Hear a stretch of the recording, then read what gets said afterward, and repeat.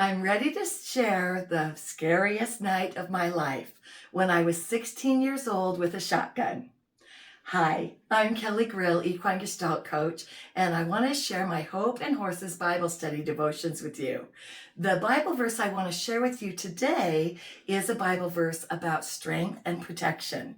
And let me read you the Bible verse, and then I'm going to share this very important, life-altering story of mine. The Bible verse I'm going to read is Psalm 118, 12 through 16.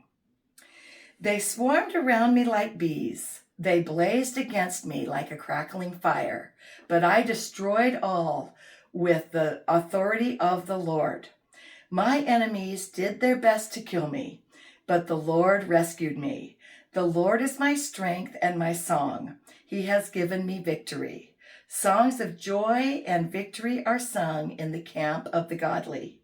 The strong right arm of the Lord has done glorious things.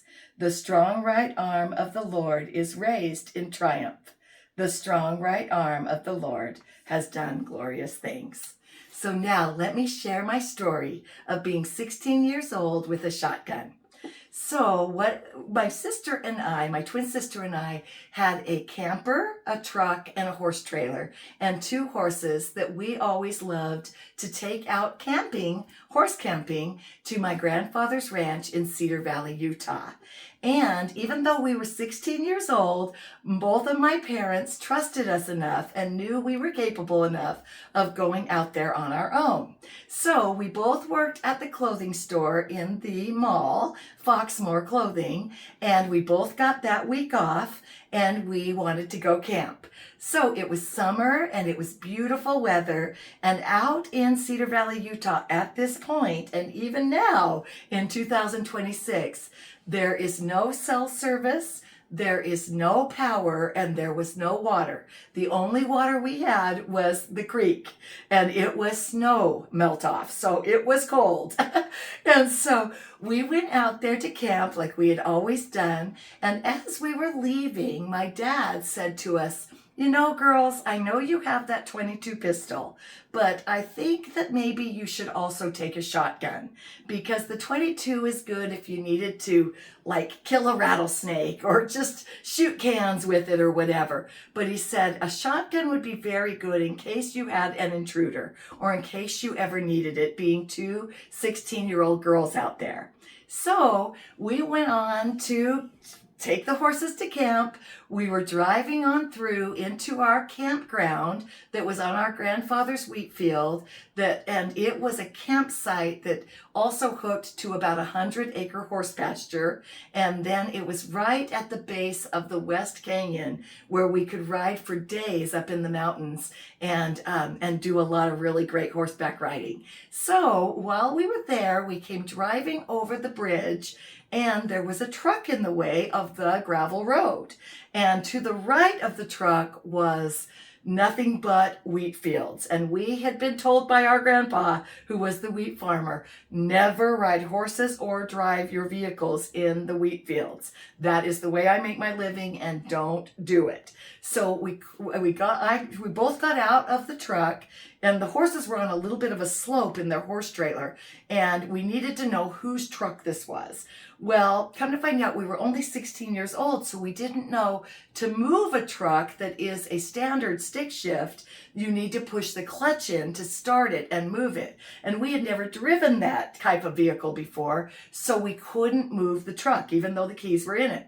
We were yelling, screaming. Finally, a guy comes up from the creek, and he said he was with the Cedar Fort Water Project and that he would move his truck. So he moved the truck.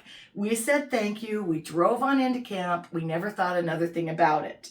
Well, that night, we went to bed early because we were supposed to get up and go at 4 a.m. to ride up to the cattle salt giver of the cattle. His name was Jack College. We were supposed to ride to his camp and then ride with him on his mules and deliver salt to all the cattle in the West Canyon. So we were in bed, and all of a sudden, our dog that we had with us started to bark in the camper, and it was 2 a.m. and the bars had closed, and this man had come back for us.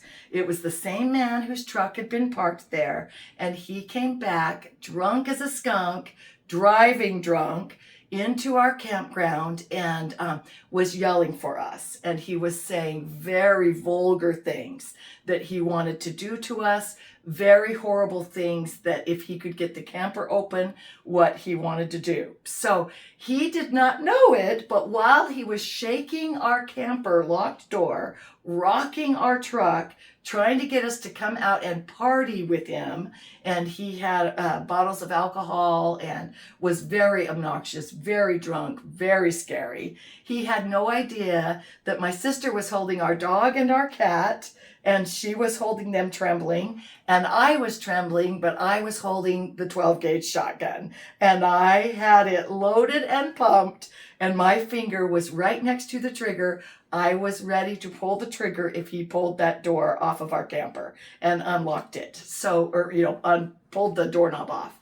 So that is my 16-year-old scared, trembling with a shotgun story. My twin sister and I were very, very frightened for our life. And this man was yelling the most horrible things.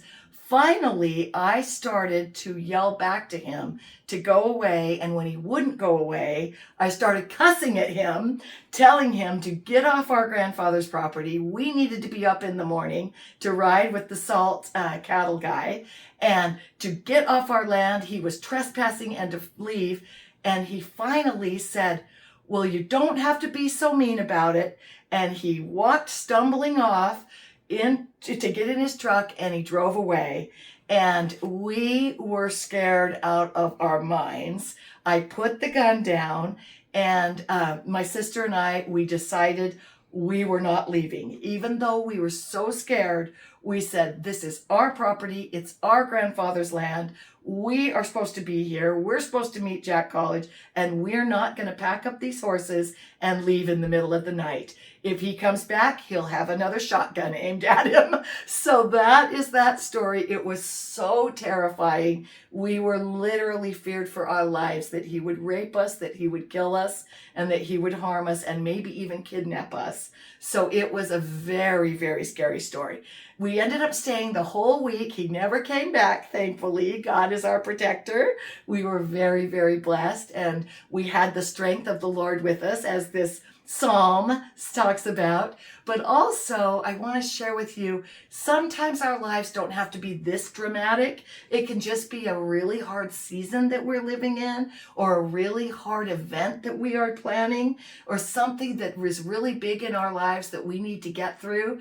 And it can feel like this psalm, but God has got us. God has got us in the palm of his hand. He is our strength. He is our army. He is our protector. And that night he protected us, and he protected us that whole week. We ended up camping out there many, many more times with our horses. But also, I want to share, we told our grandpa about this guy, and no one at the Cedar Fort Water Project knew who this man was. It was a very strange mystery, but we were safe, we were blessed, and it makes for a really good 16-year-old with a shotgun story. I guess it's 16-year-olds because Kaysie was in there too. But anyway, that's the story that was the first scariest night of my life, and I'm thankful for the Lord and his protection. I want to read this last verse one more time.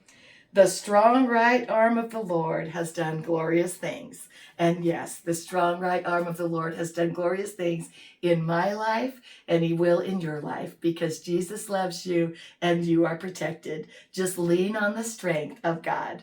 Thank you for letting me share. And I hope you'll subscribe to this YouTube channel and hit the bell notification button. Also, give this video a thumbs up, and please sign up for my email newsletters. They're so awesome, with wonderful printables and great news. And the link is in the description box. Thank you for letting me share. God bless you, and I'll see you down the trail.